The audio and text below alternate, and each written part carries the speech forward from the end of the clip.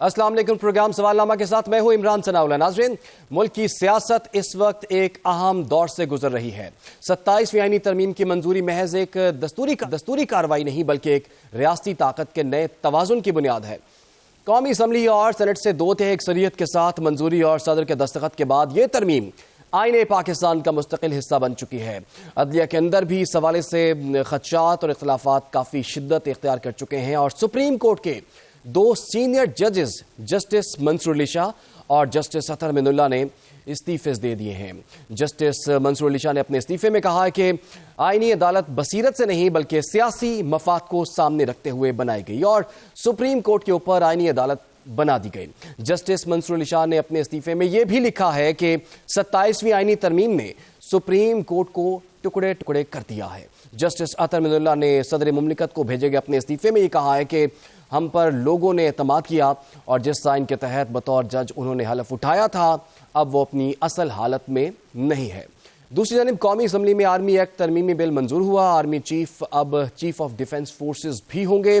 ओहदे की मुद्दत 5 साल होगी। मुजव्वज़ा आर्मी एक्ट के मुताबिक आर्मी चीफ का बतौर चीफ ऑफ डिफेंस फोर्सेस नया नोटिफिकेशन जारी होगा और इस नए नोटिफिकेशन के बाद आर्मी चीफ की मुद्दत दोबारा से शुरू होगी। अदलिया के हवाले से की गई तरामीम के बाद सवाल उठ रहे हैं कि क्या वाकई 27वीं आईनी तरमीम से अदालत इस्तेहकाम आएगा या फिर एक नया बहरान जन्म लेगा। इन्हीं मामलात पर आज के प्रोग्राम में जी हम बात करेंगे। हमें ज्वाइन कर लिया है चेयरमैन तहरीक जवानाने पाकिस्तान अब्दुल्ला हमीद गुल साहब ने, उनको प्रोग्राम में खुश आमदीद कहते हैं। इसके साथ साथ माहिर कानून हाफिज एहसान खोखर साहब भी हमें ज्वाइन कर चुके हैं, उनको भी वेलकम करते हैं। और रहनुमा तहरीक इंसाफ आमिर मुगल साहब भी हमें ज्वाइन कर चुके हैं। आप सब लोगों को खुश आमदीद। सबसे पहले अब हाफिज साहब आपसे हम आगाज़ करते हैं। हाफिज साहब, 27वीं आईनी तरमीम तो अपने साथ बड़े बड़े तूफान लेकर आई है। आज 2 बड़े इस्तीफे जो हैं सुप्रीम कोर्ट से आ गए हैं, 2 जजेस ने इस्तीफे दे दिए हैं।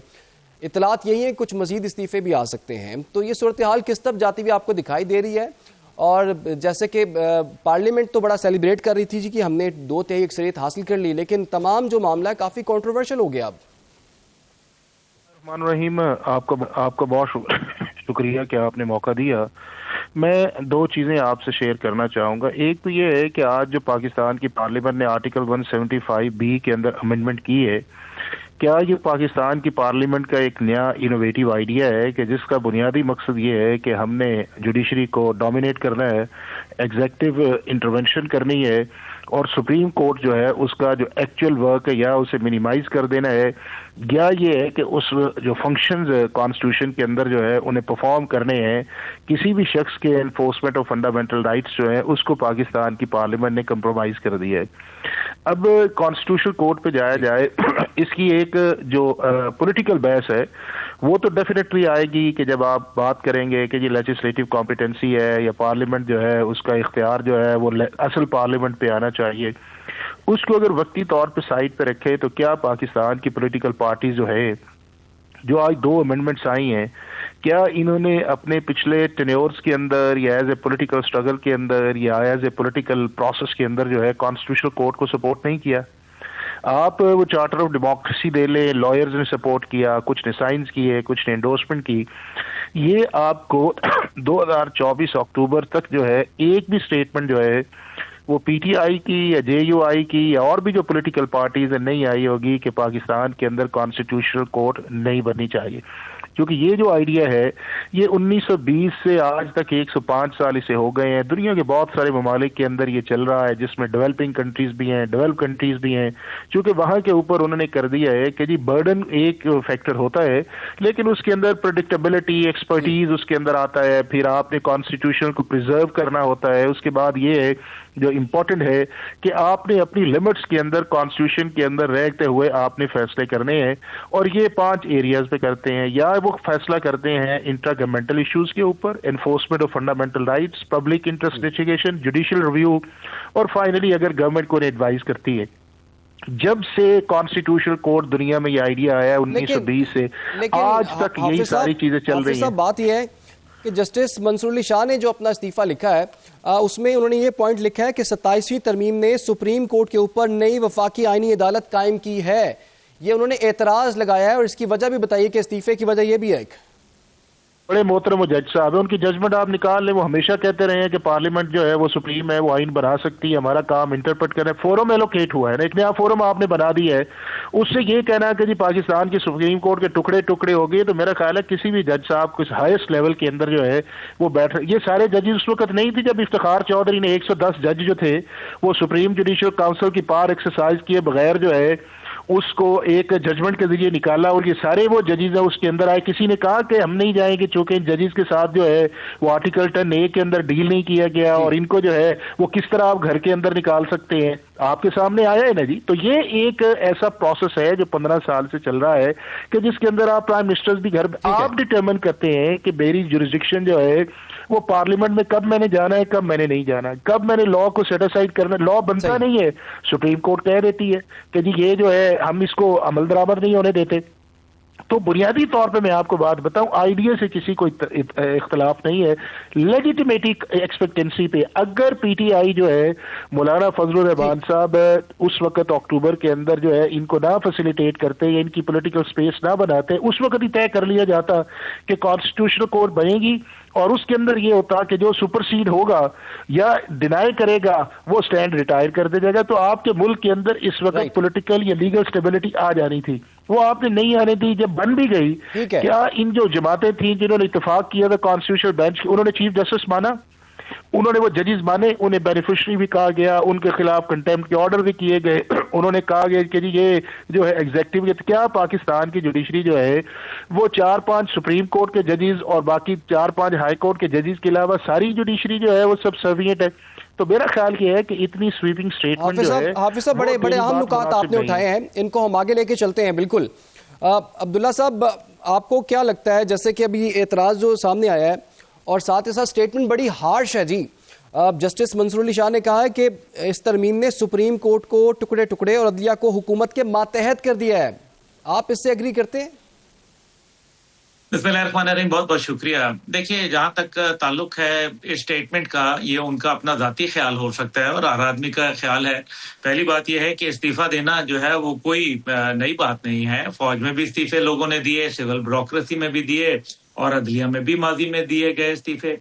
लेकिन इस्तीफे जो है, जब आप एक जगह को आप दुरुस्त कहते हैं और एक पलड़े को, यानी कि जो तराजू है, आप एक तरफ उसको उसी वक्त में जो है वजन डाल देते हैं, जबकि माजी में आपने अपना वजन जो है उसी बात के लिए मुतजाद जगह पे डाला होता है। अभी इसमें मजीद इस्तीफे भी जो है वो मुमकिन तौर पर आ सकते हैं, जिसके अंदर हाई कोर्ट इस्लामाबाद के जो इस्तीफे हैं। लेकिन इन सब से होगा क्या? बात यह है कि आइन साज असेंबली है, कानून साज असेंबली है, उनका इख्तियार है। आपका काम जो है उसको इंटरप्रेट करना है और आपका काम उसके ऊपर अमल दरामद है। हाँ, मैं ये जरूर कहूंगा कि जो 65 साल से 68 साल जो है आईनी बेंच के लिए किया गया, ये ना होता तो ज्यादा बेहतर होता, क्योंकि या तो सबकी मुद्दत मुलाजमत जो है 65 रखते या सबकी जो है वो 68 कर देते, क्योंकि इससे जो है कोई अच्छा, मेरे ख्याल में खुशगवार इफेक्ट नहीं गया। दूसरी जानिब जो है वो जो 13 सफहात का उन्होंने लिखा, दूसरे जज साहब ने 5 सफहात का लिखा, इन सब के बावजूद जो है अभी उनकी बातचीत सामने आएगी। लेकिन देखिए ना, जब गुड टू सी यू कहा जाता था तब भी तो एक मामला था, जब ये कहा जाता था कि इनके ऊपर आने वाले वक्तों में भी जो है मुकदमा कायम नहीं होगा बानी चेयरमैन के ऊपर पीटीआई के, तो वो भी गलत था। अगर ये नहीं कहा जा सकता कि वो ठीक था और ये गलत है। फिर मैं एक सवाल जो है, जो भी जितने भी लोग इस टाइम पे इसके ऊपर एतराजात तो उठा रहे हैं, एतराज तो उठाना बड़ा आसान होता है, लेकिन एक उसके पीछे लॉजिक का होना बड़ा जरूरी है।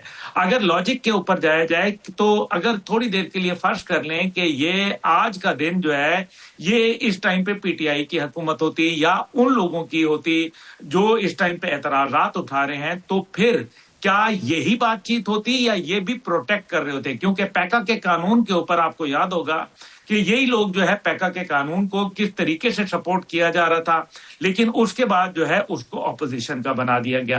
अब जहां तक जज साहिबान की पोस्टिंग का ताल्लुक है, अगर आर्मी में पोस्टिंग हो सकती है, नेवी, एयरफोर्स, पुलिस में, ब्यूरोक्रेसी में पोस्टिंग हो सकती है, तो जज साहिबान जो है वो हुकूमत पाकिस्तान की नौकरी करते हैं। उनको मेरे ख्याल में सूबों में ये थोड़ी है कि जनाब ये उन्होंने गद्दी नशीन तो है नहीं कि एक बेंच के ऊपर बैठे तो कहा कि जी यहाँ 20-25 साल यहीं गुजार दो।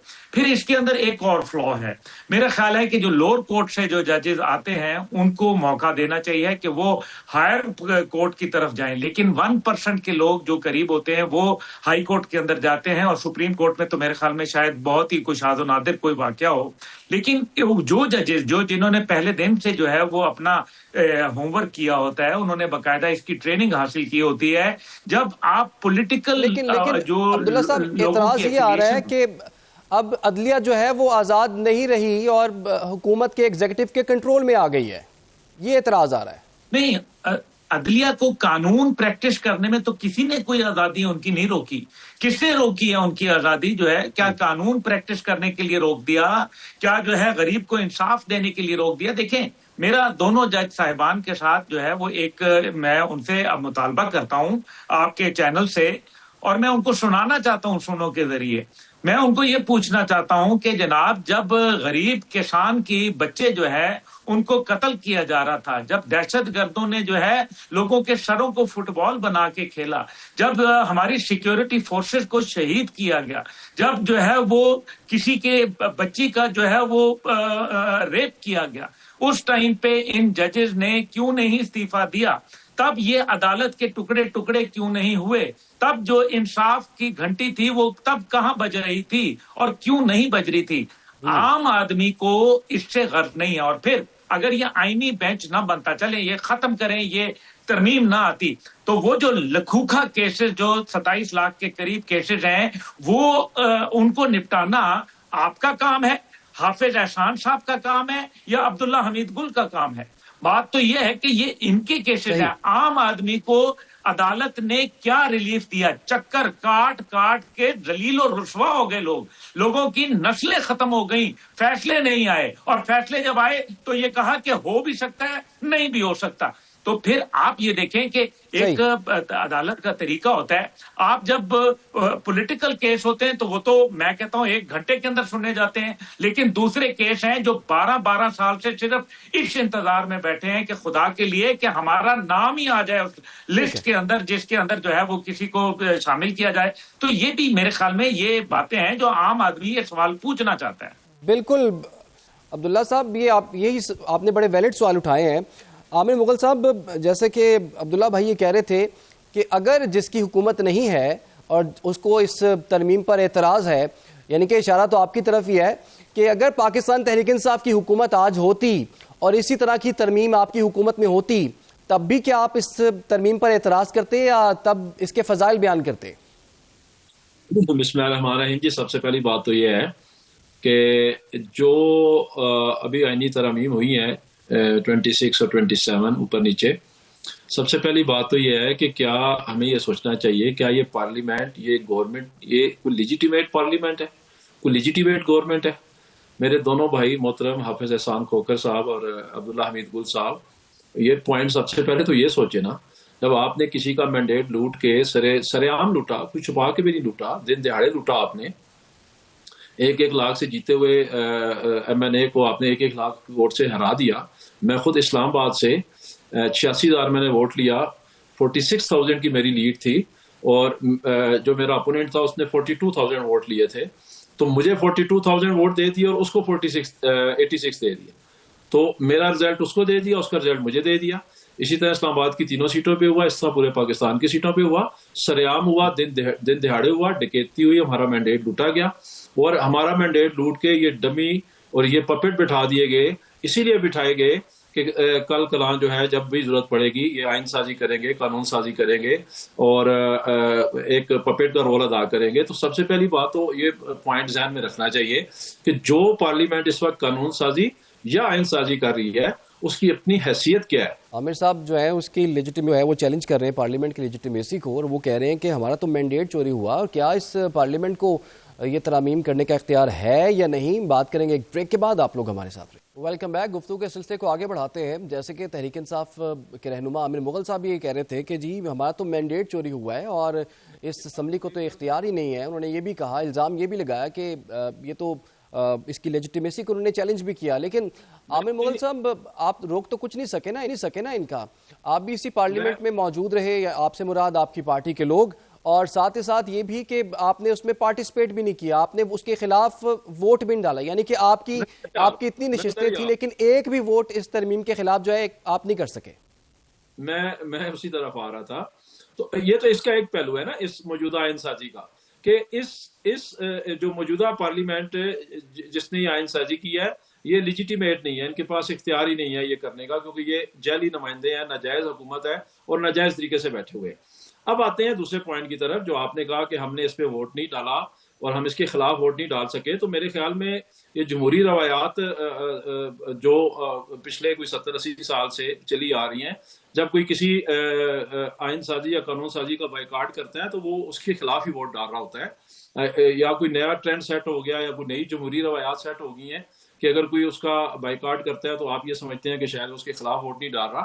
اب آئیں جو موجودہ آئین سازی ہوئی ہے اس پہ تھوڑی سی بات کر لیتے ہیں, اس سے ہٹ کے کہ ان کے پاس مینڈیٹ تھا یا نہیں تھا, اس سے ہٹ کے کہ یہ جو 2/3 اکثریت ہے یہ بنائی گئی یا جس طریقے سے بھی بنائی گئی. آپ کو پتا ہے 26 ترمیم سے پہلے ہمارے 5 MNA اغوا کیے گئے, 2 BNP اختر مینگل کے اغوا کیے گئے, اور اس آئین سازی میں بھی ایک ہمارا اور ایک JUI کا اغوا کیا گیا, اور جس طرح ہمیں لوٹا بنایا گیا, کیونکہ یہ نارملائز ہو چکا ہے. آپ کسی بھی پارٹی کو اٹھائیں, جب بھی کام ہو اس کو پورا کر لیں.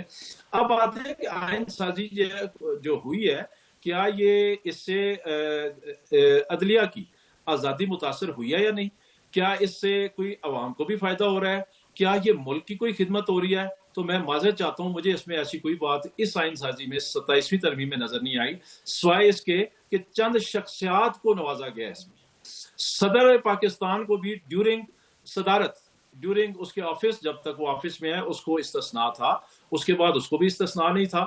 تو سب سے پہلے تو دونوں کو استثناء مل گیا, اور میں بڑی عجیب و غریب لاجکس سن رہا ہوں میڈیا میں. اچھی بات ہے, ہمیں فخر ہے, پاکستان نے جنگ جیتی ہے, اس میں کوئی دو رائے نہیں ہے, اور تحریک انصاف نے, اس کے کارکنان نے بھرپور اس جنگ میں ساتھ دیا, پاکستان کا, اپنی ریاست کا, اپنی افواج کا. لیکن 22 لاکھ مربع میل فتح کیا تھا حضرت عمر رضی اللہ تعالیٰ عنہ نے. وہ تو ایک دفعہ کھڑے تھے, جمعے کا خطبہ دے رہے تھے, تو انہوں نے ایک لباس پہنا جو کہ سب کو ملا تھا مال غنیمت کے طور پہ. تو ایک عام شہری نے اٹھ کے پوچھا کہ پہلے یہ بتائیں آپ نے یہ لباس کیسے بنایا ہے, آپ کا تو جتنا کپڑا سب کو ملا ہے اس میں آپ کا لباس نہیں بن سکتا. تو ان کے بیٹے عبداللہ ابن عمر نے کھڑے ہو کے کہا کہ میں نے اپنے حصے کا لباس ان کو دیا تھا. مطلب ہے یہ ذاتیات کے لیے مجھے نظر آ رہی ہے یہ جو آئین سازی ہوئی ہے. پھر مذاق ہو رہا ہے آئین سازی کے نام پہ. Chief justice supreme court of Pakistan کے نام سے پاکستان کا لفظ ہٹا کے انہیں صرف چیف جسٹس سپریم کورٹ بنا دیا گیا. تو اس پہ چیف جسٹس صاحب کو لازماً اعتراض ہوا. پھر آئین سازی میں ترمیم کی گئی. اچھا چلیں, اگر وہ سب کے لیے ہوتی پھر بھی سمجھ آتا تھا. اس میں لکھا گیا کہ صرف اسی ایک چیف جسٹس کے لیے آئی ہے, یا خان افریدی کے لیے. تو یہ بھی ذات کے لیے ہوئی ترمیم, ساری دنیا نے دیکھ لی, سمجھ آ گیا کہ صرف ایک شخص ایک ذات کے لیے کی جا رہی ہے. پھر آپ آئیں عدلیہ کی طرف. عدلیہ کو اس میں کیسے محکوم بنایا گیا ہے. میرے ابھی بھائی عبداللہ حمید گل مثال دے رہے تھے کہ جس طرح ٹرانسفر ہوتا ہے آرمی میں, یا جس طرح پولیس میں, یا جس طرح سول ایڈمنسٹریشن میں, تو اسی طرح گورنمنٹ اگر ججز کا بھی ٹرانسفر کرے تو کیا اعتراض ہو سکتا ہے. محترم عبداللہ حمید گل صاحب, یہی تو آپ کو سمجھ نہیں آ رہا. عدلیہ ماتحت نہیں ہوتی گورنمنٹ کے. اگر عدلیہ گورنمنٹ کے ماتحت ہوگی تو گورنمنٹ کے خلاف فیصلے کیسے دے گی. یہی تو ہم کہہ رہے ہیں, گورنمنٹ کس طرح اپنے پاس اختیار رکھ سکتی ہے ججز کی ٹرانسفر کا. مغل صاحب آپ نے عبداللہ گل صاحب کی بات کی ہے تو انہی سے ہم پوچھ لیتے ہیں نا. تو عبداللہ گل صاحب, جیسے کہ عامر مغل صاحب جو ہیں وہ انصاف کا بڑا آئیڈیل سا ایک نظام جو ہے وہ شیئر کر رہے تھے. جی عامر صاحب آپ کی جانب دوبارہ آتے ہیں. جی پوری کر لیں آپ بات. ٹھیک ہے, آپ مجھے کہہ رہے ہیں. جی عبداللہ صاحب چلیں آپ یہ بتائیے, جیسے کہ وہ ایک انصاف کا بڑا آئیڈیل نظام اس کی بات کر رہے ہیں, حضرت عمر کا بھی انہوں نے حوالہ دیا ہے اور دیگر چیزوں کا بھی بتا رہے تھے, تو کیا پاکستان تحریک انصاف کی جو گورنمنٹ تھی, کیا اس وقت ہمیں انصاف کا یہ اعلیٰ معیار جو ہے وہ دیکھنے کو ملا ہے جس کا مطالبہ وہ آج کر رہے ہیں؟ جی میں یہ گزارش کرنا چاہتا ہوں، پہلے تو کیونکہ ان کے چند سوالات ہیں میں اس کا جواب دے دوں. چیف جسٹس کے نام سے پاکستان کیوں لکھا گیا یا نہیں لکھا گیا؟ تو کیا وہ اگر چیف جسٹس بھی ہیں تو وہ کیا کوئی اور ملک ہوگا یا پاکستان ہی ہوگا؟ دوسری بات یہ ہے کہ پوسٹنگ ٹرانسفر کی جہاں بات کی تو یہ تنخواہ جو لیتے ہیں یہ پاکستان سے لیتے ہیں یا ان کو مغرب سے یا کسی اور جگہ سے آتی ہے؟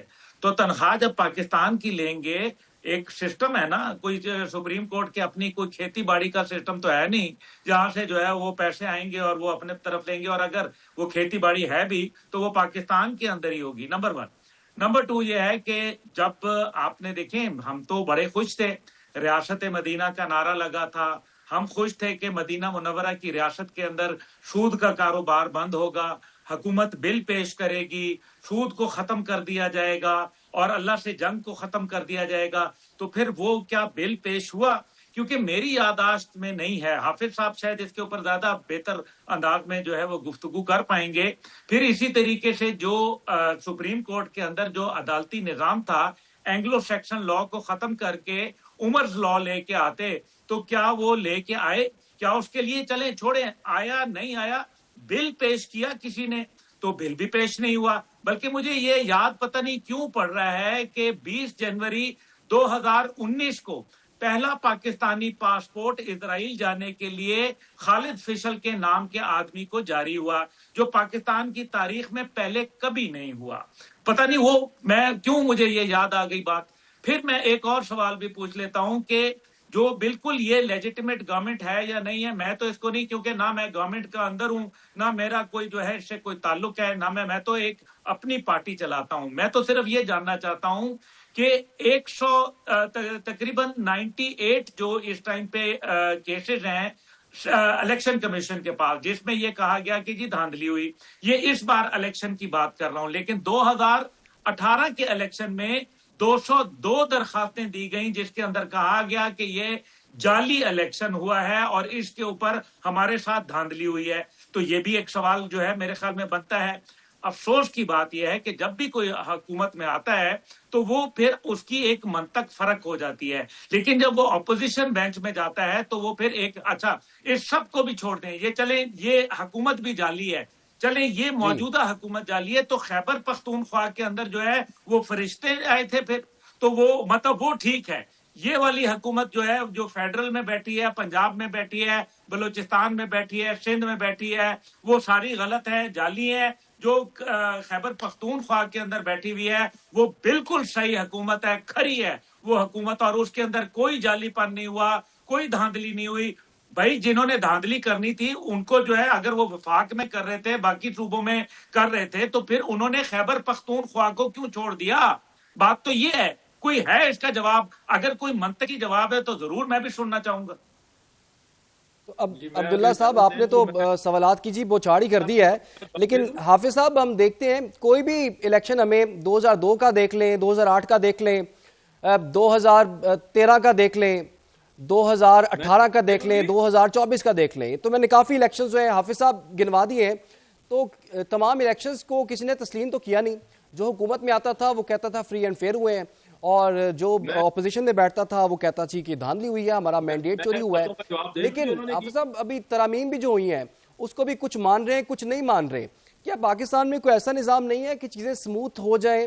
کچھ بھی اگر ترمیم ہوتی ہے، حکومت ہوتی ہے، کوئی بھی فیصلہ ہوتا ہے، ریاست کا کوئی فیصلہ ہوتا ہے، اس پر بھی سب لوگ جو سیم پیج پہ نہیں آتے. تو یہ جو ابھی بھی ہم دیکھ رہے ہیں کہ جسٹس منصور علی شاہ نے بھی اپنے استعفے میں یہ جو لائن لکھی ہے کہ ان ججز پر افسوس رہے گا جو آئینی عدالت کا حصہ بنیں گے.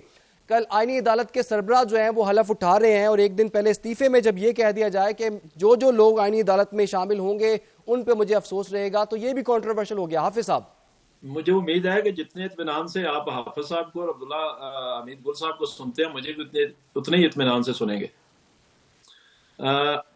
جی اتنی بات فرمائیے.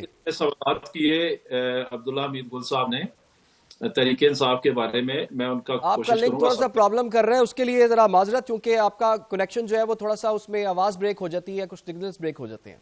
اچھا مجھے آپ کی آواز ٹھیک آ رہی ہے. میں یہ کہہ رہا تھا انہوں نے بڑے سوالات کیے تحریک انصاف کے بارے میں. ایک سوال میں ان کے لیے بھی چھوڑ کے جاتا ہوں ان کے جوابات دینے سے پہلے. آپ نے کہا میں ایک اپنی جماعت کا سربراہ ہوں. ویسے آپ کو پاکستان کی قوم اور عوام جو ہے نا وہ آزاد قبیلے کا رکن ہی سمجھتی ہے, عبداللہ حمید گل صاحب, اور آپ کو وہ اور حافظ احسان کھوکھر صاحب کو. آپ کی جو لائن ہے, جو آپ کی باتیں ہیں ہم سنتے رہتے ہیں کبھی کبھار, ہے تو وہ وہی باتیں ہوتی ہیں جو محسن نقوی صاحب کی ہیں, جو فیصل واوڑا صاحب کی ہیں. تو ہم آپ کو آزاد قبیلے کا ایک رکن سمجھتے ہیں.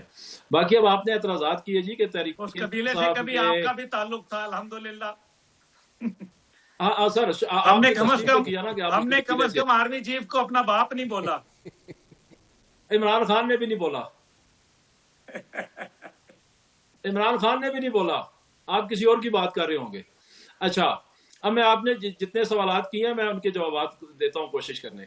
اچھا, آپ نے کہا جی کہ تحریک صاحب نے ریاست مدینہ کا نعرہ لگایا اور کچھ کر نہیں سکے. چلیں ٹھیک ہے جی, ہم نہیں کر سکے, نعرہ تو لگایا, کوشش تو کی نا. آپ کر لیں کوشش. آپ جن کے دن رات آسمان سے ان کی تعریفوں کے کلابے میں لاتے ہیں ان سے کہیں وہ کوشش کر لیں. ہمارا نعرہ غلط تھا, یہ کہہ دیں کہ نہیں آپ کو یہ ریاست مدینہ کا نعرہ نہیں لگانا چاہیے تھا. تو ایک سوچ دی عمران خان نے, ایک اپنا ویژن بتایا, ایک اپنا نظریہ بتایا کہ میں ریاست کو ریاست مدینہ کے طرز پہ چلانا چاہتا ہوں. نہیں چلا سکے, نہیں کامیاب ہو سکے, کوئی بات نہیں. آپ جن کی پچھلے 2 4 5 سال سے تعریفیں کر رہے ہیں, زمین آسمان کے کلابے ملا رہے ہیں, ان سے بھی آپ مطالبہ کر لیں کہ کیا ریاست مدینہ یا اسلام کے مطابق ریاست چلانا صرف عمران خان کا فرض تو نہیں, مسلمان ہونے کی حیثیت سے کوئی جگہ آپ بتائیں گے کہ کہاں میں نے زمین آسمان کے کلابے میں لائے, کوئی ایک آپ مثال پلیز دے دیجئے. کون لینا, میں نے دیکھیں میں نے آپ کو انٹرپٹ تو نہیں نہ کیا, اس طرح تو نہیں نا, پھر میں آپ کو انٹرپٹ کروں آپ مجھے کریں تو فائدہ نہیں ہے. اچھا, آپ آگے چلیں جی. آپ نے پھر اپنی بات دوبارہ ریپیٹ کی کہ جب تنخواہ لیتے ہیں ریاست پاکستان سے تو انہیں چاہیے کہ حکومت اگر ان کا ٹرانسفر کرے تو انہیں اعتراض نہیں ہونا چاہیے. دیکھیں عبداللہ صاحب, اس بات کو سمجھیں. جب ہم انڈیپینڈنٹ جوڈیشری کی بات کرتے ہیں تو اس کا مطلب یہ ہوتا ہے کہ جب وہ حکومت کے انڈر جائیں گے تو حکومت ظاہر ہے اپنی مرضی کے لگائے گی. وہ حکومت تحریک انصاف کی ہو, وہ نون لیگ کی ہو, پیپلز پارٹی کی ہو, ایکس وائی زیڈ کی ہو, وہ اپنی مرضی کی ججز لگائے گی. کس حکومت کا دل کرتا ہے کہ وہ ججز جو ہے وہ ایسا جج لگائے جو اس کو برا کے, یا جو اس کے کام میں انٹروین کرے, یا اس کے کام میں انٹرفیئر کرے, یا ایسا کام کرے جو اس کو پسند نہ آئے. تو اسی لیے پوری دنیا میں, مہذب دنیا میں, عدلیہ کو حکومت سے علیحدہ رکھا جاتا ہے. عدلیہ انڈیپینڈنٹ ہوتی ہے, عدلیہ آزاد ہوتی ہے. اور جب آپ جوڈیشل کمیشن کے نام پہ آپ 26ویں ترمیم نے آپ نے بیڑا غرق کر دیا تھا. آپ نے جوڈیشل کمیشن میں اکثریت بٹھا دی گورنمنٹ کے لوگوں کی. اب وہ پہلے سے ہی 26ویں ترمیم میں ہی تو سب سے بڑی گڑبڑ ہوئی. اچھا, آپ مجھے بتائیں 26ویں ترمیم میں اس قانون کی ضرورت کیوں پیش آئی کہ 3 سینئر موسٹ ججز میں سے ایک بنے گا؟ اس لیے کہ آپ کو پتہ نہیں تھا منصور علی. عامر صاحب, قطع کلامی کی معذرت, آپ کو نا بالکل ہم اس پہ موقع بھی دیں گے. میں حافظ صاحب کو ذرا اس میں شامل کر لوں گا. حافظ صاحب, جو کہ پہلے میں آپ سے سوال پوچھنا چاہ رہا تھا کہ ابھی جو آئینی کورٹ ہے, آئینی عدالت جو ہے, وہ اس وقت ان کے جو چیف جسٹس ہیں وہ کل حلف اٹھائیں گے, لیکن آج جو جسٹس منصور علی شاہ نے اپنے استعفے میں جو حوالہ دیا, انہوں نے کہا کہ ان ججز پر افسوس رہے گا جو اس آئینی عدالت کا حصہ بنیں گے. تو پہلے سے ہی معاملہ جو ہے تھوڑا سا مشکوک کر دیا انہوں نے, کنٹروورشل کر دیا ہے. تو کس طرح سے یہ کورٹس جو ہے پھر ڈیلیور کریں گی؟ دیکھیں, بات بڑی سیدھی سی ہے, اور وہ سیدھی سی بات یہ ہے چونکہ ڈیفینیٹلی پولیٹیکل چیزیں آتی ہیں, ہوتی ہیں, کی جاتی ہے. مغل صاحب ہمارے بھائی ہیں, دوست ہیں. یہ دنیا میں کہیں جگہ ایبسولوٹ پرنسپل نہیں ہے کہ صرف جو جوڈیشل اپوائنٹمنٹس ہے سپیریئر کورٹس کی جو ہے وہ صرف عدالت کا پریروگیٹو ہوتا ہے. یہ دنیا میں کسی جگہ کوئی سسٹم ہے. امریکہ کے اندر جو ہے وہ ان کی کانگریس کر دیتی ہے, انڈیا کے اندر جو ہے وہ ایک ان کا ایگزیکٹو اور ان کے ججز مل کے کر لیتے ہیں. اس کے بعد یہ ہے برطانیہ کے اندر انہوں نے ایکٹ آف پارلیمنٹ بنایا ہوا ہے. ایون رشیا کے اندر جو ہے وہ الیکشن کے ذریعے جو ہے وہ آپ ڈسٹرکٹ ججز لگاتے ہیں کہ ہمیں پتہ ہونا چاہیے کہ ہمارا الیکشن جو جج ہے وہ کس قسم کا ہونا چاہیے. اب یہ ہے کہ ہمارے پاس 3 ایکسپیرینسز ہیں جب سے 1973 کا کانسٹیٹیوشن آیا. ایک وہ ہے کہ جو 1973 سے لے کے 1996 تک, جب تک الجہاد ٹرسٹ کا فیصلہ نہیں آیا تھا, تو چیزیں جو ہیں وہ ایک سسٹم کے اندر چل رہی تھیں. کچھ ایگزیکٹو کر لیتی تھی, کوئی جوڈیشری کر لیتی تھی, کوئی کانکرنس ہو جاتی تھی. 96 کے اندر سپریم کورٹ جب جوڈیشل ایکٹیویزم کی طرف تھی تو انہوں نے پہلے یہ کہا کہ جی جو میننگ فل کنسلٹیشن کا مطلب یہ ہے کہ جی چیف جسٹس جو ہے اسی کی رائے جو ہے وہ مقدم ہوگی. اب 73 کا اوریجنل کانسٹیٹیوشن لے لیں, کسی جگہ یہ نہیں لکھا ہوا کہ چیف جسٹس کی رائے جو ہے مقدم ہوگی, کسی جگہ نہیں لکھا ہوا کہ سینئر موسٹ جو ہے وہ آپ کا چیف جسٹس آف پاکستان ہوگا. اب یہ ہے کہ جوڈیشری نے وہاں سے ہے کام سٹارٹ کیا, اور ساتھ ہی آپ یہ دیکھیں کہ وہی جوڈیشری جو ہے انہی کی ساری اپوائنٹمنٹ 96 سے آن ورڈز ہیں. انہوں نے جنرل مشرف کو بھی کہہ دیا کہ جی آپ 3 سال کے اندر آئین امنڈ کر دیتے ہیں, اور پھر یہی جوڈیشری ان کی تھی جب ایمرجنسی لگی تو 115 جج جو تھے وہ یک بندش جو ہے آپ نے انہیں گھر بھیج دیا کہ جی آپ نے پی سی او کے نیچے حلف لے لی ہے. اس کے بعد یہ ہے کہ آپ نے پھر پورے ملک کے اندر ججز لگائے, اور یہ ججز وہی جو انڈیپینڈنس جوڈیشری ہے. جسٹس امین الدین بھی اس کے بعد میں آئے ہیں, جسٹس منصور, عطر من اللہ, یہ سارے وہ لوگ ہیں کہ جو اس کے بعد آئے ہیں. اب 2010 کے اندر پارلیمنٹ نے سوچا کہ یار اس کو جو ہے دونوں کا مل کے کر لینا چاہیے, اور میں جسٹس سیکٹر سے بتاؤں کہ ہر دفعہ جب ریفرنس ہوتا تھا تو یہ بات ہوتی تھی کہ جوڈیشری جو ہے اس کی زیادہ منمانی نہیں ہونی چاہیے. اور یہ آپ ذرا جا کے چیک کر لیں, ان کے چیمبرز دیکھ لیں کہاں کہاں سے ججز آئے ہیں, ان کی سٹینڈنگ کیا ہے.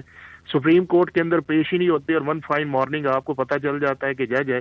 تو یہ وہ ساری چیزیں تھی جس کو پارلیمنٹ نے 18 امینڈمنٹ کے اندر ٹون ڈاؤن کیا. اور میں یہ سمجھتا ہی ہوں کہ پی ٹی آئی نے بہت بڑا بلنڈر کیا جو انہوں نے 2008 کے الیکشن کا بائیکاٹ کیا. یہی وہ پولیٹیکل پارٹی تھی ایکسپٹ پیپلز پارٹی جنہوں نے بائیکاٹ کیا.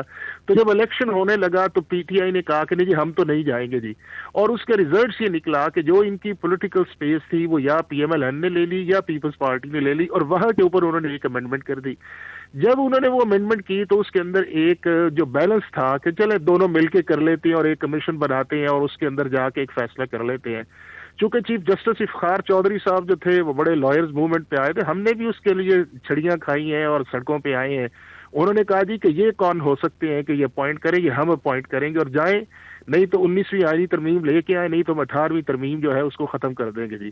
اب پارلیمنٹ جو تھی وہ بھاگی گئی وہاں کے اوپر, ود ان ڈیز جو ہے وہ 19th امینڈمنٹ آئی. اگر پاکستان کی پارلیمنٹ جو ہے یہ طے کر لیتی کہ ہم نے اس میکانزم کو نہیں فالو کرنا جو جوڈیشری کر رہی ہے, تو نہ یہاں کے اوپر کانسٹیٹیوشنل اوور ریچ آنا تھا, نہ گھروں کے اندر پرائم منسٹر نے جانا تھا, نہیں نہ سپریم کورٹ جو تھی وہ انہوں نے اب انبرڈلڈ قسم کے 115 جج نکالے گئے, 115 لائے گے. کوئی ایک جج جو آج پاکستان کی سپریم کورٹ یا ہائی کورٹ کے اندر ہے وہ ایگزیکٹو نے نہیں لگایا, انہی جوڈیشری نے لگائی, یا افتخار چودھری صاحب, یا اس کے بعد جو تھے ناصر الملک صاحب, تصدق جیلانی, اس کے بعد جو انور ظہیر جمالی, پھر ثاقب نثار, اور یہ آصف سعید کھوسا, بندیال صاحب, گلزار صاحب, یہ سارے وہ تھے جنہوں نے وہ جج لگائے. اب جج بھی آپ نے لگائے ہیں, پارلیمنٹ کے اندر جو ہے آپ اس کی سپریمیسی کو مان بھی نہیں رہے. تو جب اس کو دوبارہ ٹون ڈاؤن کرنے کی کوشش کی کہ چلے آئیں بیٹھ, یہ انہیں نہیں پتا کہ میرا بینچ آپ کا بینچ فلانا نہیں سن سکتا, فلانا نہیں سنتا. جج جو ہے ہم نے پولیٹیسائز کیے, چونکہ پولیٹیکل پارٹی کے طور پہ جو ہے ہم ساروں کا یہ ایک ہے کہ جو چیزیں ڈائیلاگ میں آنی چاہیے, یہ پارلیمنٹ کے فلورز پہ آنی چاہیے, وہ ہم نے سڑکوں پہ طے کی. اور اسی سپریم کورٹ نے کہا کہ لائیں ہمارے پاس پٹیشن, ہم فیصلہ کرتے ہیں. یہ سارے آن دا ریکارڈ وہ اسٹیٹمنٹس نہیں ہے.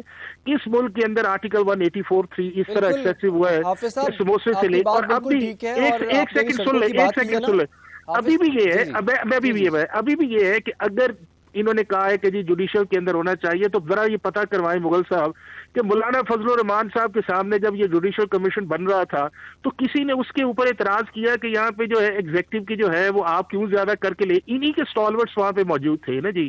اور یہ آخری وقت تک جب امینڈمنٹ تھی, اور میں نے اس وقت بھی کہا تھا یہ نہیں چل سکے گا, یہ انڈر کرٹیسزم رہے گا. اور پھر آپ نے دیکھا کہ حال کیا ہوا ہے. اب بھی یہ ہے کہ اپوائنٹمنٹ میرٹ پہ آنی چاہیے. میں کئی دفعہ کہتا ہوں کہ اگر گورنمنٹ کو موقع ملا ہے اچھے جج لے کے آئے, اور اس کے ساتھ اگر ری ایلوکیشن آف جوریسڈکشن آیا ہے تو اس سے پاکستان کا جوڈیشل سٹرکچر جو ہے وہ اس وقت روڈز ان میں بھی کچھ ہمیں نظر آئے گا, کیونکہ احتجاج کی جو کال جو ہے اور ایک تحریک جو ہے شروع کی جا رہی ہے اپوزیشن کی جانب سے, اور وہ کل ہی یعنی کہ جمعے کے روز وہ شروع بھی کی جا رہی ہے. تو تحریک شروع ہو سکتی ہے, کیا اپوزیشن اس پوزیشن میں ہے, کیا حکومت کے لیے مشکلات ہو سکتی ہیں, اور پاکستان تحریک انصاف کی جو بار بار بات ہو رہی ہے کہ انہوں نے پہلے کچھ غلط فیصلے لیے ہیں یا وہ اپنے فیصلوں پر مطمئن ہیں. بات کریں گے ایک بریک کے بعد. آپ لوگ ہمارے ساتھ ویلکم بیک جی. گفتگو کے سلسلے کو آگے بڑھائیں گے. تو عامر مغل صاحب, پاکستان تحریک انصاف نے تو اس 27ویں آئینی ترمیم کا راستہ روکنا تھا, اب ایوان کو چلنے نہیں دینا تھا, نہ تو راستہ روک سکے نہ ایوان کا راستہ روک سکے. اب تحریک آپ شروع کرنے جا رہے ہیں, تحریک کس شکل کی ہوگی؟ کیا وکلا سٹائل کی یہ تحریک ہوگی لارڈس موومنٹ کی طرح یہ ہوگی، اور اس سے اب آپ کیا حاصل کرنا چاہتے ہیں اور کب سے شروع کر رہے ہیں؟ دیکھیں، میں تو سب سے پہلے تو آپ کو بات بتاؤں، تحریک انصاف تو جو تحریک ہے وہ 9 اپریل 2022 سے ہی چلا رہی ہے. ہماری تو تحریک رکی نہیں ہے.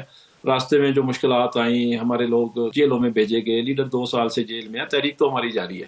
یہ جو 26ویں اور 27ویں ترمیم آپ نے بات کی، تحریک انصاف کا 26ویں میں بھی کوئی کانسینٹ نہیں تھا. نہیں مغل صاحب، آپ کہہ رہے ہیں کہ 26 میں بھی آپ کا کوئی کانسینٹ نہیں تھا، لیکن آپ کی تو پارٹی پوری کی پوری مولانا کے پاس جو ہے وہ جاتی رہی، وہاں جا کے بیٹھتے رہے، وہاں جا کے چائے شائے پیتے رہے، اور حکومتی وفود بھی وہاں پر آتے رہے. اور بلاول بھٹو نے اسمبلی میں یہ بیان دیا تھا کہ ہم نے مولانا سے پوچھا، مولانا نے ان کے سامنے آپ لوگوں کو کال بھی کی تھی اور پوچھا تھا کہ اگر آپ لوگ کہتے ہیں تو میں 26ویں آئینی ترمیم کے حق میں ووٹ دے دوں. تو وہ تو بات پہلے آپ کی چل رہی تھی ان سے. سلمان اکرم، دیکھیں بات چیت چل رہی تھی مولانا فضل الرحمان سے، ہم ان کو نہیں قائل کر سکے اپنے موقف پہ، وہ ہمیں اپنے موقف پہ قائل نہیں کر سکے.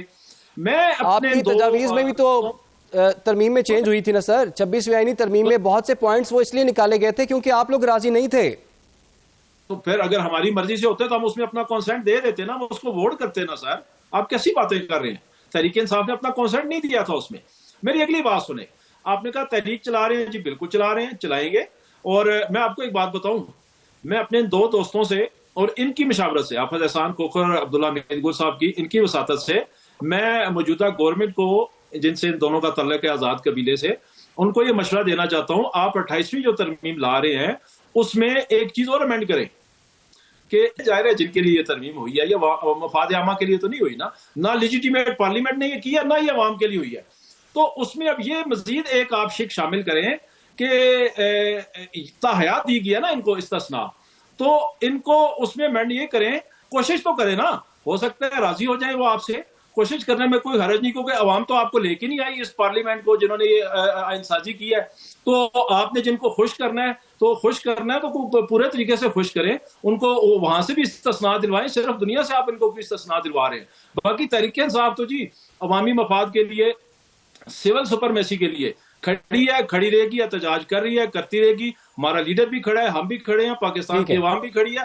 ہماری جدوجہد لمبی ہو سکتی ہے، طویل ہو سکتی ہے، پرخطر ہو سکتی ہے، مشکل ہو سکتی ہے، لیکن انشاءاللہ آخر میں عوام پاکستان جیتے گی، عمران خان جیتے گا، پاکستان کی عوام جیتے گی. جی عبداللہ بھائی.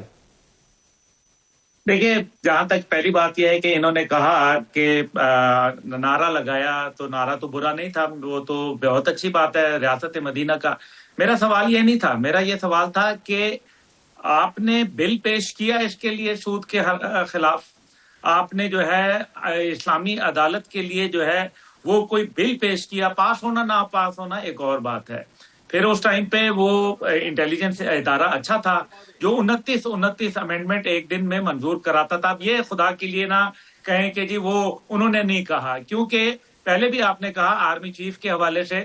تو میں آپ کو یاد کرا دیتا ہوں کہ سن 2020 12 جولائی عمران خان صاحب کا بیان موجود ہے جس کے اندر انہوں نے قوم کا باپ کہا. یہ انہوں نے کہا، آپ اس کو ری چیک کر لیجئے. پھر انہوں نے جمہوری جرنیل کا بولا کہ میں تو سمجھتا تھا وہ تو، لیکن یہ سب سے زیادہ جمہوری جرنیل ہے. پھر چلے قبر کا اگر حساب لے لیں تو قبر کے حساب کا میں آزاد قبیلے کا بتا دوں کہ کم از کم میں چلو اپنی پاکستان کے ساتھ کھڑا ہوں نا، اپنی ریاست کے ساتھ کھڑا ہوں. کم از کم مجھے 365 ارکان کانگریس امریکہ نے ووٹ نہیں دیا کہ اس کو چھوڑ دیں. امریکن سازش سے لے کے امریکن سفارش تک کا سفر میرا نہیں ہے. پھر تیسری بات جو اس کے اندر ہے وہ یہ ہے کہ میں نے اسرائیل کے لیے پاسپورٹ نہیں جاری کیا. پھر میں نے جو ہے وہ کسی صورت جو ہے وہ یہ نہیں کہا. اسد کیسر صاحب ریکارڈ موجود ہے کہ انہوں نے کہا بائیڈن صاحب آئیں گے، بائیڈن صاحب ہماری 31 دسمبر 2024 کو ہماری حکومت ہوگی. پھر انہوں نے جو ہے نہیں، ابھی آپ تحمل سے میری بات سن لیں. ابھی آزاد قبیلہ تو میں آپ کو بتاتا ہوں، آزاد قبیلے کا میں آپ کو مکمل بتاتا ہوں کہاں کھڑا ہے. وہ امپائر کی انگلی کھڑے ہونے کا انتظار میں نے نہیں کیا تھا، نہ حافظ احسان کھوکر نے کیا تھا. امپائر کی انگلی کون کھڑی کروانا چاہتا تھا؟ کون ہے جو آج بھی اسٹیبلشمنٹ سے مذاکرات کرنا چاہتے ہیں؟ آزاد قبیلے کے ساتھ کون لوگ کھڑے ہیں؟ کون جو ہے وہ چھپ چھپ کے ملاقاتیں کر رہے تھے कौन लोग थे जो वहाँ ठीक है, कथा कलामी की माजरत। के अंदर मिलने अब्दुल्ला के गुल लिए साहब, आप कोशिश हमारे कर साथ रहे थे। रहिए। लेकिन अब बात ये नहीं है, बात ये है कि अभी आपको सुनने का हौसला नहीं है। मैंने आपको वो सारी चीजें बता दी हैं जिसके अंदर आपको बिल्कुल क्लियर हो जाना चाहिए। और उसके बाद फिर आपको वो भी याद होगा 27 जुलाई 2019 को जब ये कहा था कि मैंने जो है वर्ल्ड कप जीत लिया अमेरिका के अंदर, और फिर 5 अगस्त को कश्मीर का सौदा कर दिया था। वो भी हमें याद है, कोई हमारी यादाश्त कमजोर बिल्कुल नहीं है, अल्लाह का शुक्र है, हमें सब याद है। मसला ये है कि हम यादाश्त करवाते रहेंगे। फिर 9 मई के मामलात के ऊपर भी जो है वो पाकिस्तान भूला नहीं है, ये तमाम बातें हमें याद हैं। फिर मकसद ये है कि ये सारी चीजें जो है ना, अगर आपने बात करनी है तो फिर मुकम्मल करें इंशाअल्लाह ताला, पूरा हम तसल्ली से जवाब देंगे इंशाअल्लाह ताला। लेकिन अगर आप इस किस्म की बात करेंगे अब्दुल्ला साहब, तो मेरे भाई जवाब अगर ये बता दें आप पड़ेगा कि क्या अपोजिशन तहरीक शुरू करने के मूड में है या नहीं है? एक मिसाल आप दे दें जिसके अंदर मैंने ये कहा हो कि मैंने हुकूमत वक्त को जो है सपोर्ट किया हो, मैंने पाकिस्तान को सपोर्ट किया है हमेशा, मैंने अपने दीन को सपोर्ट किया है। आज भी मेरा जो नुक्ता एतराज है वो यही है कि नारा बिल्कुल ठीक था, लेकिन उसके लिए आपने अमलन क्या किरदार अदा किया। मैं ये पूछना चाहता हूं, अगर इसमें आपको बुरा लगा तो मुझे अफसोस है इस बात का, लेकिन सच सुनने का हौसला पैदा कीजिए प्लीज। ठीक है अब्दुल्ला हमीद गुल साहब, बहुत बहुत शुक्रिया, हमें वक्त दिया। हाफिज हसन खोखर साहब और आमिर मुगल साहब, आप सब लोगों का बहुत बहुत शुक्रिया। इसके साथ ही जी प्रोग्राम का वक्त भी खत्म हो जाता है, हमें दीजिए इजाजत। अल्लाह हाफिज।